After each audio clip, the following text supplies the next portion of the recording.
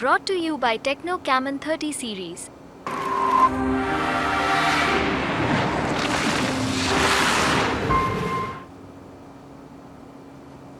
बहुत बहुत स्वागत है आप सभी का स्पोर्ट्स तक में। टीम इंडिया 2 T20 मैच खेल चुकी है इस सीरीज के। पहला मैच वो हार गई, दूसरा मुकाबला टीम इंडिया ने बड़े अंतर से जीत लिया, यानी कि अब सीरीज 1-1 से बराबर है।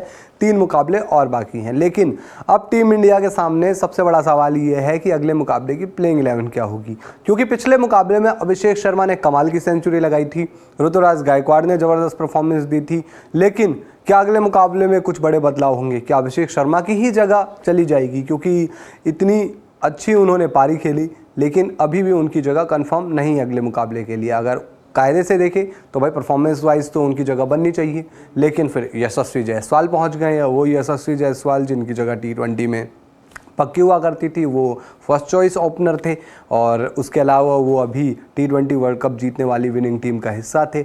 इस वजह से वो लेट पहुँचे जिम्बाब्वे। इसके साथ ही उनके साथ यानी कि यशस्वी के साथ पहुँचे हैं वहाँ पर संजू सैमसन और शिवम दुबे। तो ये 3 खिलाड़ी जिम्बाब्वे पहुँच गए हैं और आखिरी 3 T20 मैचों के लिए टीम इंडिया का हिस्सा बन गए हैं। पहुँचना इन्हें भी पहले ही था, ये टीम के साथ पहले ही जुड़ने वाले थे, लेकिन वेस्ट इंडीज़ से भारत आने में लेट हो गया। उसके बाद फिर आपने देखा कि जश्न की तैयारी हुई थी, स्वागत हुआ वहाँ पर टीम इंडिया का, और रोड शो हुआ मुंबई में, तो इस वजह से इन्हें थोड़ा वक्त लग गया।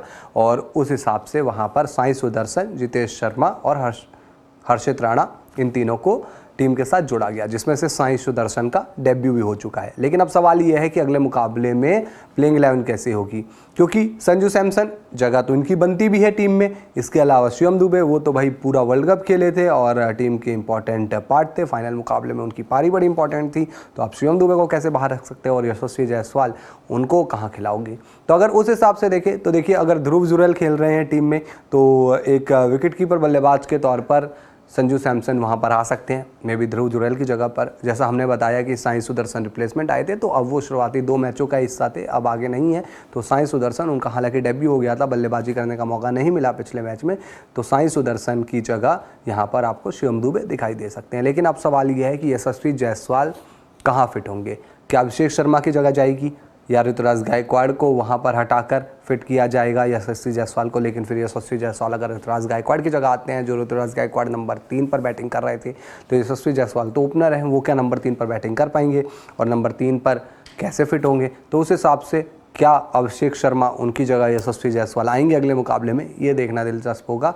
और अभी अगर हम अभिषेक शर्मा की बात करें तो जो ज़बरदस्त बैटिंग उन्होंने की है, उनको लेकर भी कई लोगों का ये मानना है कि नहीं, उन्हें ही मौका मिलना चाहिए। लेकिन फिर आप जानते हैं कि इस टीम की पॉलिसी ये रही है कि जिसकी जगह थी वो आकर वहाँ पर अपनी जगह बनाएगा। आपको याद होगा, ईशान किशन ने भले ही डबल सेंचुरी मारी थी, लेकिन जब शुभमन गिल आए थे तो वनडे में उनको ओपनिंग करने का मौका मिला था। तो इस तरीके से चीज़ रही है, तो देखना दिलचस्प होगा अगले मुकाबले की प्लेइंग 11 में क्या बदलाव होते हैं। हालांकि संजू सैमसन, ध्रुव जुरैल की आते दिखाई दे रहे हैं। इसके अलावा शिवम दुबे की जगह बन सकती है साई सुदर्शन की जगह पर।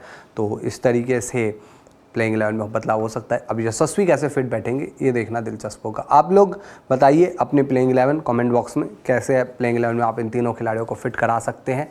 कमेंट में आप बताइए। वीडियो पसंद आया लाइक कीजिए, शेयर कीजिए, स्पोर्ट्स तक को सब्सक्राइब कर नोटिफिकेशन की घंटी जरूर बजाइए।